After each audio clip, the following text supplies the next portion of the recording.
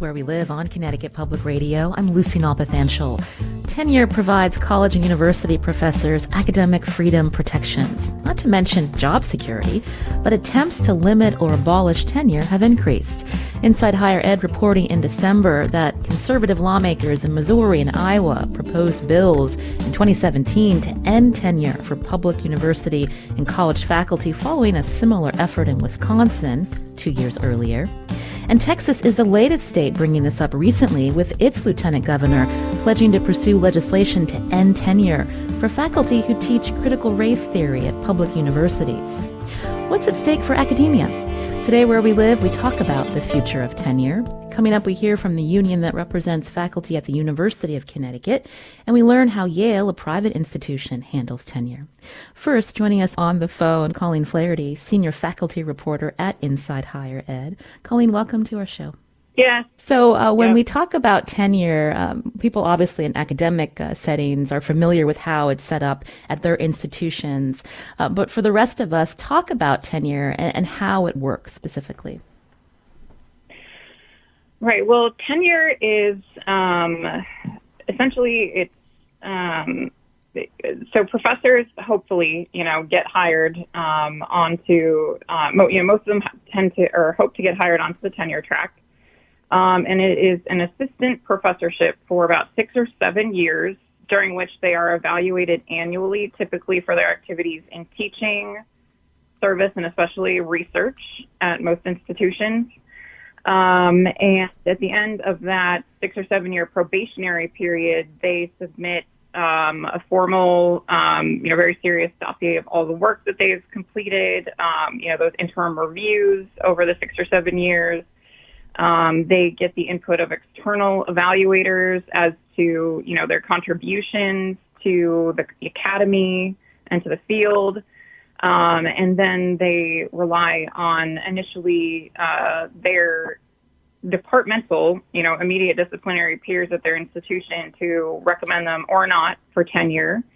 And if that first stage is successful, then their tenure application will go up to typically like a college or university, a college within the university level group of peers who are not necessarily disciplinary experts, but evaluate all kinds of tenure packages over the course of the year. And then if that next step is successful, it may go up to another layer of peer review, depending on the size of the institution. Then it'll typically go to the provost and even sometimes the president. In certain cases, a university's governing board will have to approve of the application as well. But this is, in most cases, a rubber stamping, essentially, because typically those board of regents, board of trustees, these are not necessarily, these are typically not academics themselves. So the tenure process is not supposed to blindside anyone. Depending at the kind of institution you're at, there's always, typically like the more elite the institution is, the more of a kind of black box the process might be. But, the idea is if everything has gone right and you've been effectively mentored over the course of your 6 or 7 years, you have a pretty good idea as to like where the decision is going to go. And what does tenure get you? Derisively, it's like referred to often as, a job for life where you can't get fired. That's actually not true. You can get fired for things like, poor performance that's documented typically over several years, or, some kind of moral failure. Let's say you get, arrested or, sentenced for some crime. Moral turpitude is how it's referred to. But really what it gets you is academic freedom, the right to and the freedom to pursue controversial research ideas, and to, field and experiment with potentially unpopular ideas and not have to worry about somebody trying to take your job away because of that. And this is ultimately, in the interest of the academy as a whole, because it forwards knowledge. What you've described is very time intensive, and I'm wondering when we think about how tenure has evolved, when we think about the demographics of tenured professors, how has that changed? And are there issues within this process that you've laid out that impacts or underrepresents certain candidates for getting tenure? Right.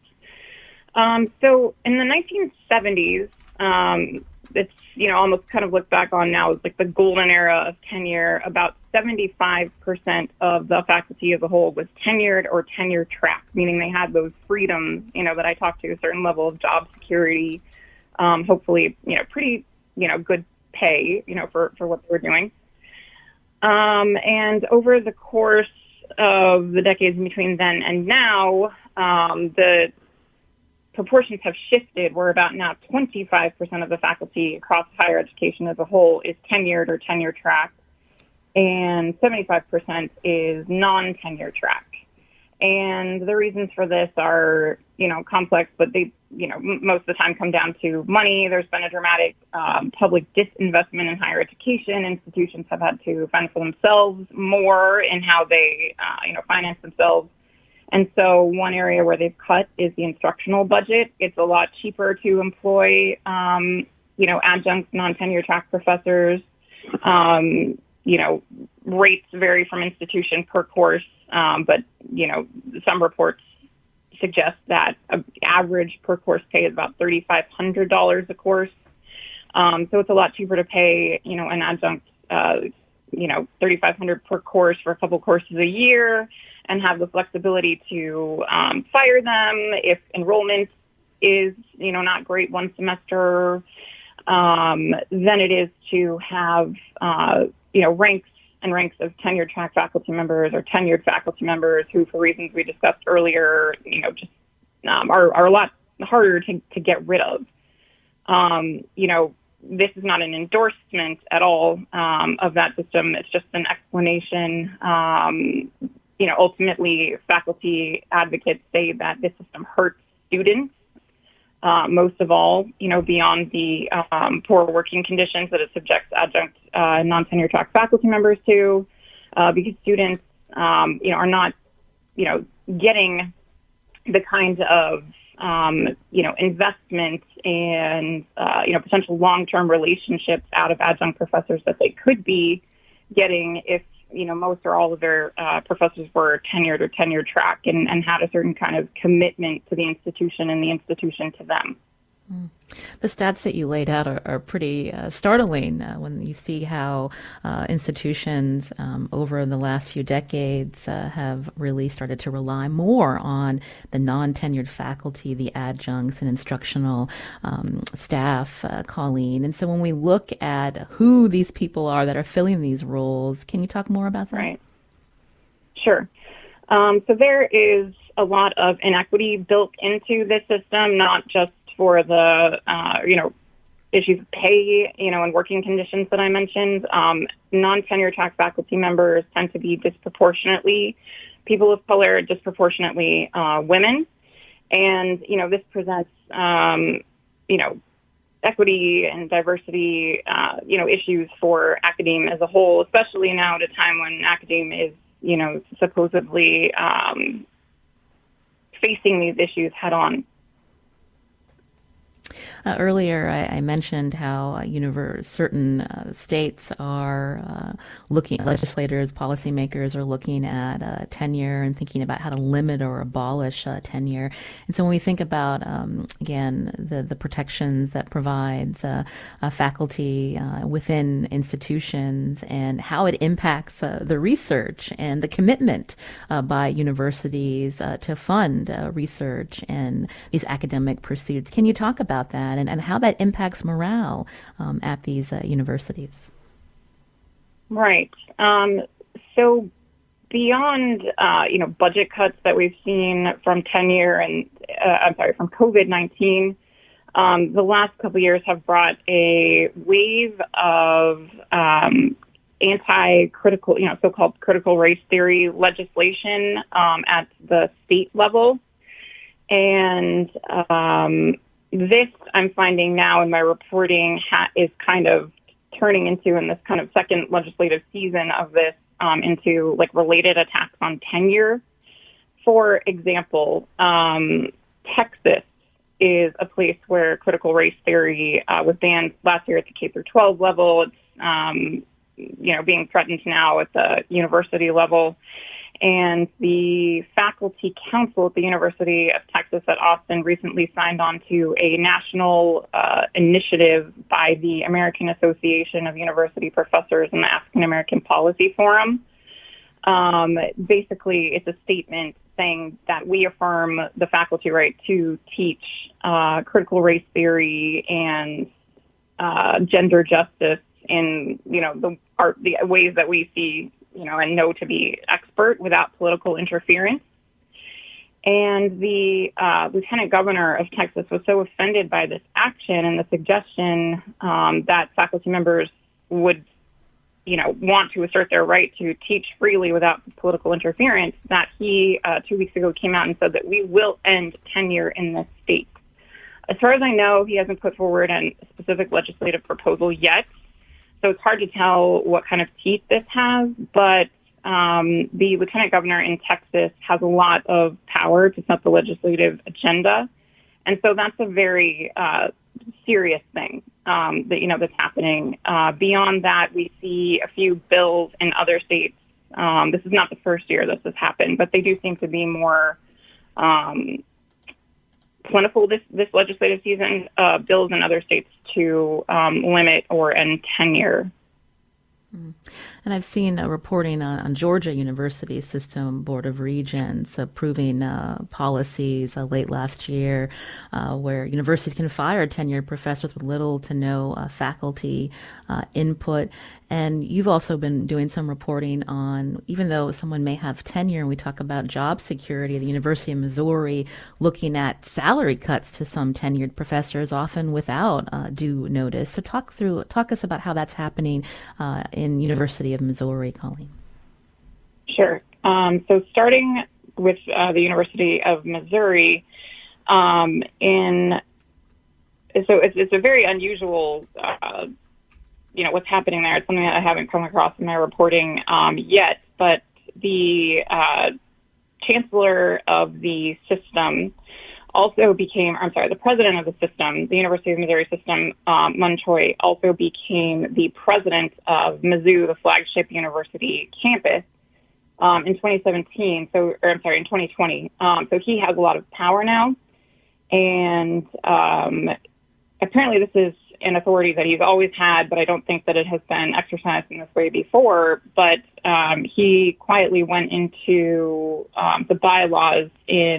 the system bylaws in May 2020 when everyone was, according to faculty members, distracted by COVID, understandably, and put a new policy in place where he can invoke his executive authority to cut faculty pay, individual faculty members' pay by 25% for reasons including poor performance, lack of productivity, or factors that aren't necessarily related, immediately in the control of the faculty member. For example, like enrollment and budget issues. And this is really concerning because while the university has made some, kind of statements regarding objectivity and objective standards, faculty members thus far say that it's been employed in a very unclear way, and in the sense it could be used to target individual faculty members, which undercuts essentially the whole idea of tenure, not necessarily by taking tenure away, but by cutting, one of the benefits of tenure, which is, job stability in the form of pay, if that makes sense. This is, again, a startling example in Missouri, but, do you think this could be replicated in other states, at other universities? Coming up, we're going to hear from the Yukon chapter of the American Association of University Professors, but to look and see these examples happening in states, it must be concerning for faculty at large. Right. It's unclear if this kind of same executive authority exists in other states and other university systems. Also, there was a lot of slippage of academic freedom, or especially shared governance during COVID. And now that hopefully we're sort of coming out of it and things are, quote unquote, returning to normal, this kind of step would not go as unnoticed for as long as it did in Missouri. But I think generally it just sort of speaks to, the environment for tenure as a whole, whether it's trying to, as you mentioned in the university system of Georgia, trying to make it easier to fire tenured faculty members through a process called post-tenure review, or cutting their pay, or, attacking tenure straight on, as we mentioned in Texas. It's just kind of part of these general attacks on tenure that are happening now. You're listening to Where We Live on Connecticut Public Radio. My guest on the phone, Colleen Flaherty, senior faculty reporter at Inside Higher Ed. Her reporting includes how colleges and universities are relying more and more on non-tenured faculty and adjunct staff. So how's this coming up at Connecticut colleges and universities? We're going to learn how this issue has been talked about on the campus of Yale University, and later we talk to the Yukon chapter of the American Association of University Professors. Now, do you teach at a college or university in Connecticut? We want to hear from you. You can join us, 888-720-9677. That's 888-720-WMPR, or find us on Facebook and Twitter at Where We Live.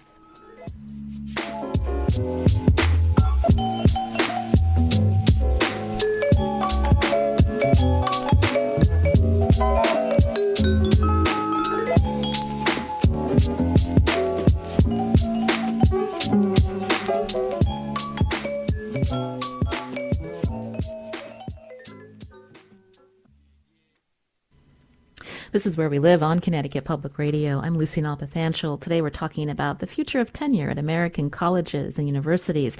My guest, Colleen Flaherty, senior reporter at Inside Higher Ed, told us back in the 70s, 75% of faculty were tenured or were on the tenure track. But that number has steadily declined over the last few decades, and now more than 70% of faculty are non-tenured or adjunct.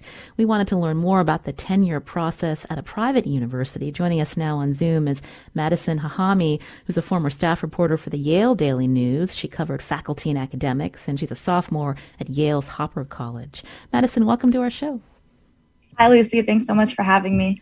So we heard Colleen lay out how intensive it is to achieve tenure at colleges and universities, and you've done some reporting on what this looks like at Yale. And so is it much different when we compare Yale to other universities? Can you walk us through the process? Yeah, absolutely. Like Caitlin outlined, the process at Yale is definitely an intensive process. There are a lot of steps. And from my reporting and talking with people on tenure track and who are previously tenured, a lot of them did mention how at other universities, the process did seem to be a lot less obscure. So there are a bunch of different steps at Yale. There is a tenure clock of 8 years. So if you are, you can either be hired as someone who was previously tenured at another university, in which case when you come to Yale, they will most likely, but not always, just hire you straight into a tenured position. But the majority of Yale's professors come into Yale on the tenure track, which means that they were not tenured before, or Yale decided that they should also attain tenure at Yale, in which case they have a tenure clock of 8 years with tenure consideration no later than the 7th year. So what would happen in that 7th year is that they would compile what's called a tenure dossier. And this would have student evaluations, records of service, some written material, and then they would submit that to their department, who would then solicit recommendations from senior scholars in their field. Yale officially says that you submit 10 recommendations. That number is often closer to 12 to 15 recommendations. And so these people are academics who are kind of eminent in their fields, who are experts, who the faculty who are going through the tenure process would typically meet previously at conferences or other events. When I was talking with faculty, this part of the process was what chiefly came up as a source of concern and how it favored faculty who were white, who were male, who might have made those connections already.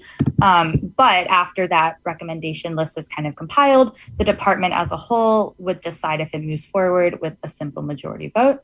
Then it would go to a divisional tenure and appointments committee.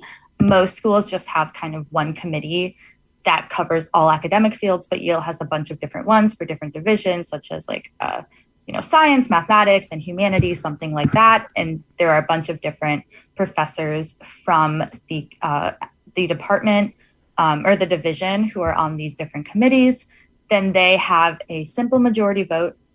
It would then move forwards to what's called the Joint Boards of Permanent Officers, which is compiled of all the senior faculty in the Faculty of Arts and Sciences. So that is all the different departments. They have a bunch of meetings throughout the year. They take up, 5 to 15 of these tenure cases each meeting. The Dean of Faculty of Arts and Sciences, Tamar Gendler, would describe all the previous votes in this meeting. And then the department chair would give a quick introduction to the specific candidate. Then all of these faculty will vote. This is a 2/3 majority vote. At this point in time, it's kind of like what Caitlin said, pretty set in stone. If you make it past the divisional committees, you're pretty likely to have tenure, but not always the case. And then after this, it goes to the Yale Corporation for final approval, which is kind of our version of a board of trustees. They've never actually struck down an appointment, but they do have that power. And at all of these different stages, all of these votes are happening by a secret ballot. So no one knows what everyone else voted. Well, Madison, I can't help but think, how do faculty balance anything else going on in their lives when they're trying to get tenure? You've done reporting on that, the toll that this process takes. Yeah, the toll is, I mean, it's hard to hear about as a student, to know that a lot of, my professors are just going through this because it's, 7 or 8 years during the coronavirus pandemic. They even extended this by 1 year, where you're trying to do as much research as possible. What Dean Gendler had told me in one of our conversations is that a lot of schools will give tenure to candidates who are great. But if you get tenure at Yale, it's because you are the best in your field. So you have this pressure not just to be amazing and be incredible, but to just be the best. And that is hanging over your head for, however many years it is until you're up for review. And then beyond that, you have to make these connections in your field. You have to make sure that you're mentoring students, all of these different things. And again, kind of what Caitlin was saying about the disproportionately, male disproportionately white people of tenure, this process often disproportionately favors people who have the time and have the resources to spend all that time doing that. They recently at Yale, and I think at other schools as well, have started emphasizing the service aspect of the tenure process, because a lot of faculty of color are kind of expected to mentor students in ways that other faculty aren't. And that takes up a huge amount of emotional and just time as well. And so all of those little things kind of add up to a process that, even if you have all the resources and time in the world, is incredibly consuming and stressful. But if you don't, if you have childcare that you need to take into account as well, this process just becomes even harder. You're hearing Madison Hahamy here on Where We Live. She's a former staff reporter for the Yale Daily News who covered faculty and academics, laying out how the tenure process works at Yale. She's now a sophomore at Yale's Hopper College. Also with us on Zoom, or rather on the phone now, is Colleen Flaherty, senior faculty reporter at Inside Higher Ed. And so, Madison, I wanted to hear more about, when we think about the demographics of tenured professors and how, if at all, that's changing on Yale's campus. We heard Colleen talk about how often those with tenure are white and male at other universities. And I'm so sorry. I said Caitlin. I meant to say Colleen. My bad. And it's a similar thing at Yale University. For one of my pieces on the tenure process, I had looked into the demographics of FAS letter faculty at Yale in 2019. And what we had found was that 64.2% of faculty who were tenured were white, 9.3% Asian American, 4.1% Hispanic or Latinx, and just 3.3% were Black. And those numbers have increased in recent years, and they've come at the same time as Yale has made more of a concerted effort to diversify its faculty. But because that has only happened recently, the tenure process has not kind of caught up to that. And even though Yale is recruiting more faculty, there is a very big difference between recruitment and retention. So I think it does remain to be seen in recent years how Yale is making sure that its faculty of color are supported in this tenure process, are not leaving early because of all of these kind of unseen labors that a lot of these faculty are forced to take on that make the tenure process just extra hard. So we've been talking about professors who get tenure on the tenure track, but another group of professors at Yale, the instructional faculty. So these are non-tenured track positions.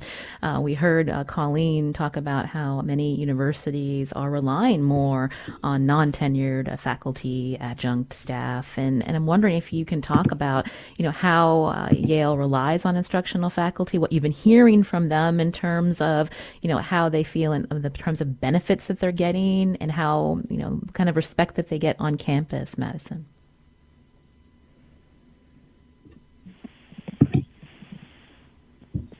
Madison, can you hear us? Yes, I'm so sorry. My Wi-Fi just cut out at, the perfect time. Would you mind repeating the end of your question?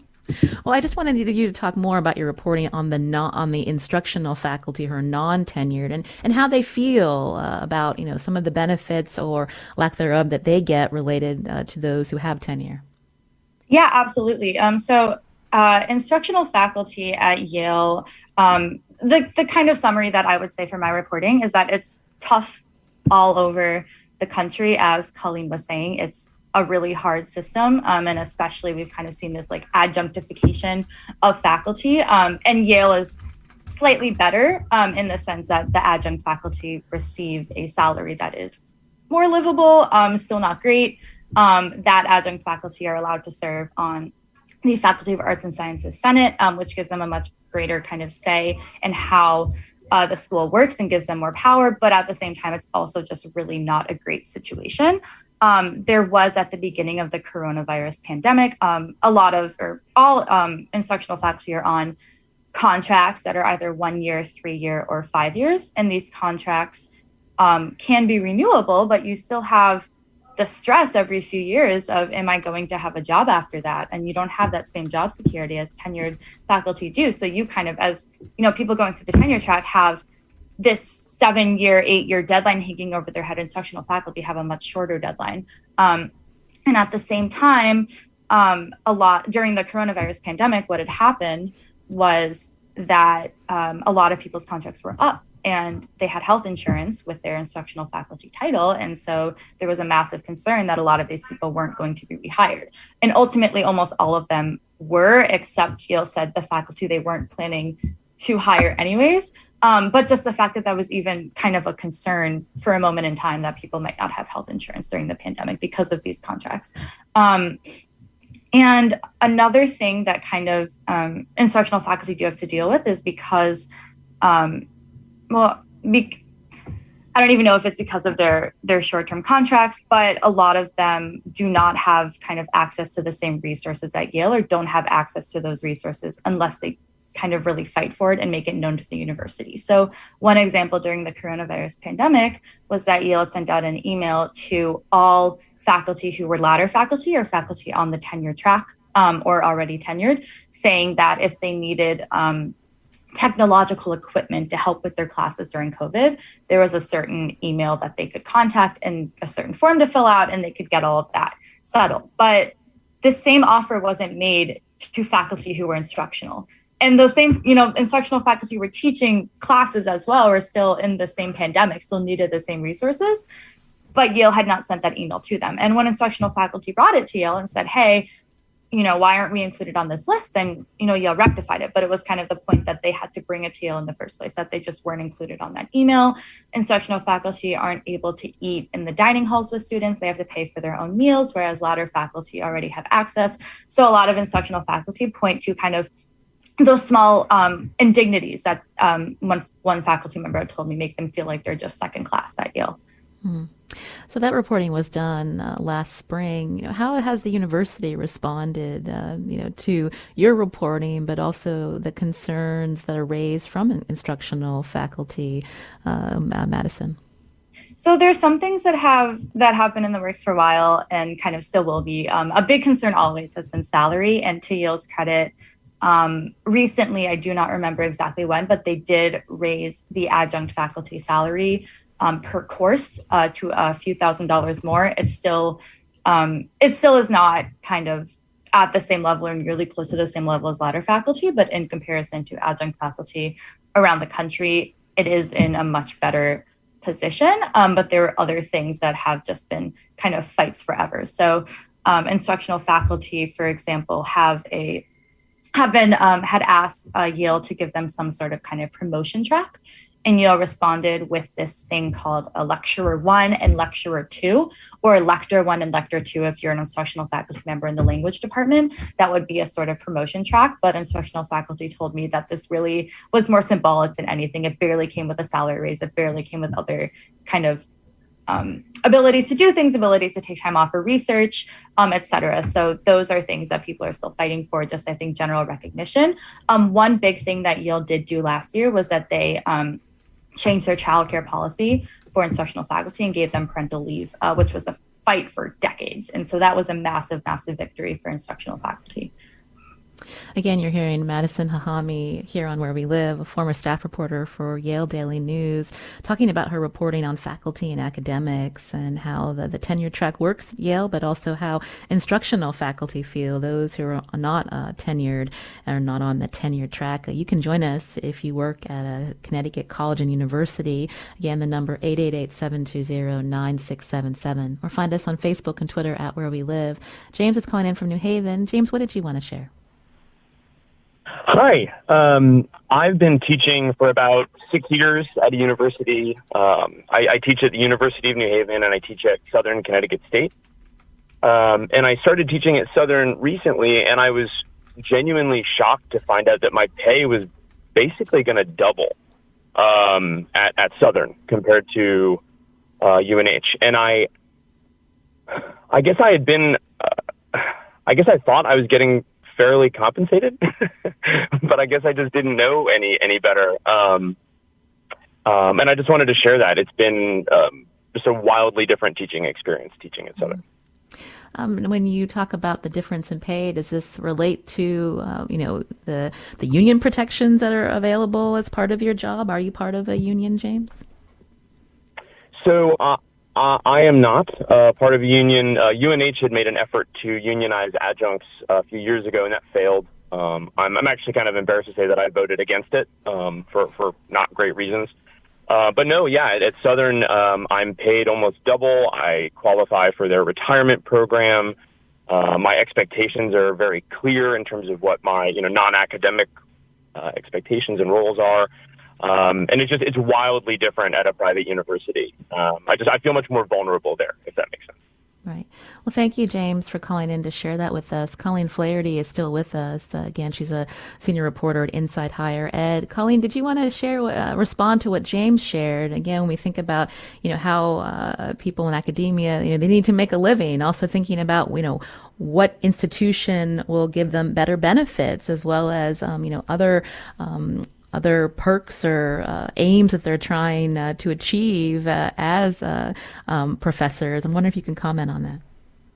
Oh, yes. I'm sorry. Unfortunately, I was not able to hear James' full comment, but it sounds like his experiences are really typical of a lot of non-tenure track faculty members.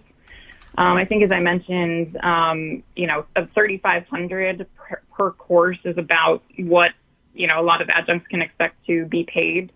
So even if you're teaching a full course load, let's say 8 courses per year at that rate, you're still going to be, just rising above the, federal poverty level. That may or may not be worse depending on, where you live. If you live in a big city, things are, going to be more expensive. You may or may not have health insurance. You probably won't.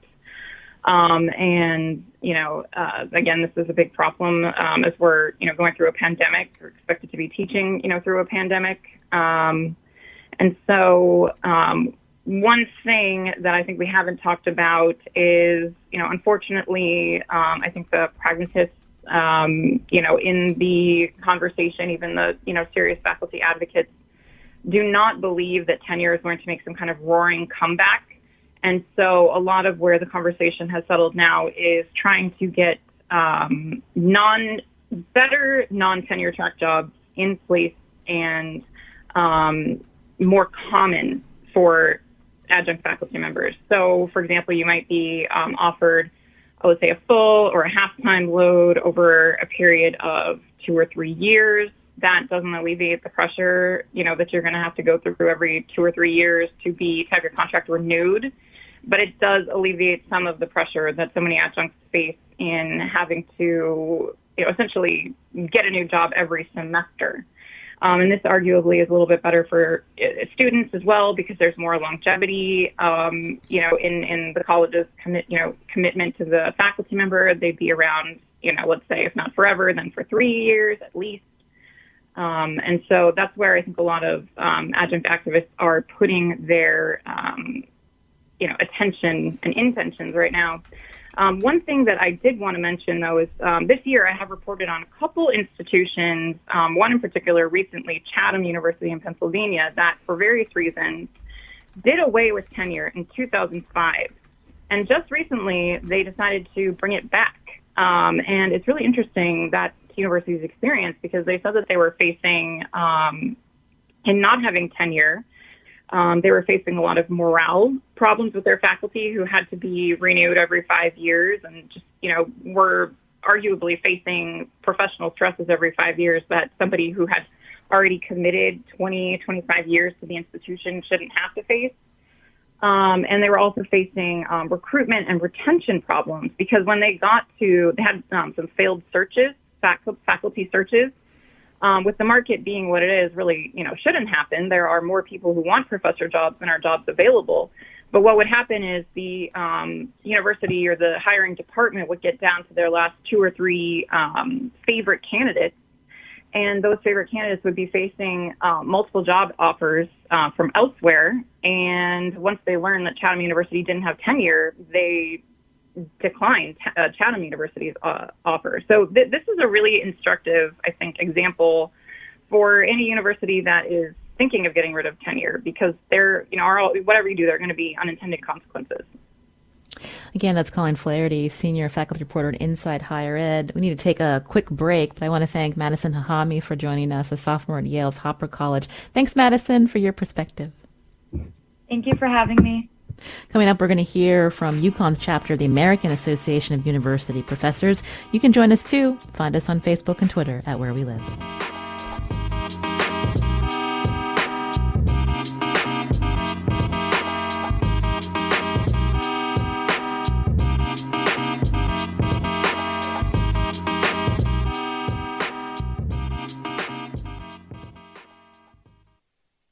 You're listening to Where We Live on Connecticut Public Radio. Today we're talking about tenure in academia. Joining us now on Zoom, Dr. Jeffrey Ogbar, who's a UConn professor of history, also executive vice president with the UConn chapter of the American Association of University Professors. Jeffrey, welcome back to the show. Hey, thank you for having me. Good morning. So, listening to our other guests lay out how tenure has changed and expectations, also an over-reliance on many universities now with instructional faculty and adjunct. And I'm wondering if you can just give us your perspective of where academia stands right now in terms of even attracting talent. Well, it turns out that the conditions, I agree with what has been said earlier for the most part, and conditions across the country vary depending upon the political landscape. And so as mentioned, in particularly red states like Georgia, Florida, Texas, you'll find state lawmakers who might be a little more hostile to tenure and the protections that tenure provides than you might find in a state like Connecticut. But there are it doesn't mean that we don't have people who are in various spaces still hostile, even in the bluest of states. And there's also the difference in the discipline. So there are certain disciplines like chemical engineering or finance or engineering of any sort, really, that or law or medicine, where people have jobs in industry. In the humanities, philosophy, English, journalism, well, not so much journalism, but history, you have people who have very few job opportunities. There are job opportunities outside of academia, but most of these people get PhDs and tend to be in the university. So in those cases, we have glutted fields. And sort of when we think about supply and demand, we have, even with this great surge of people who've retired or who have resigned from positions, we have not had that effect in higher education for the most part. And so attracting talent, we actually have very talented people coming out, in particularly glutted fields, still vying for these jobs, this shrinking pool of tenure track jobs. And what does this look like on UConn's campus from your perspective as part of the union, Jeffrey? Yeah, well, I can tell you from both sides. Well, I can tell you as a union member, of course, we're looking at data in a way that the average faculty member may not. And I can say that we have an increase in faculty members who are not tenure track over the last 40 years, but we also this is a very complicated landscape. So I can give you some numbers. Over the last decade, for example, we've had a 3% increase in tenure track positions, like 30, right? At the same period, we've had a 50% increase in associate professors in residence or assistant professors in residence, called APIRs. And that's grown by a raw number of 90 and a percentage of 50. So you can see the sort of the university's increasing demand and reliance on non-tenure track faculty members to teach classes. And APIRs, this particular iteration of an instructor, is compensated better than an adjunct.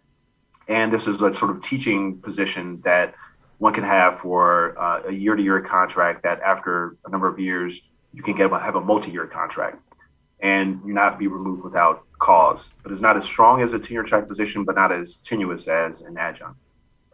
So we do have these sorts of shifts here. But when it comes to searches, I can say as a faculty member who's been on search committees or recently just in our department in history, we've had searches this year.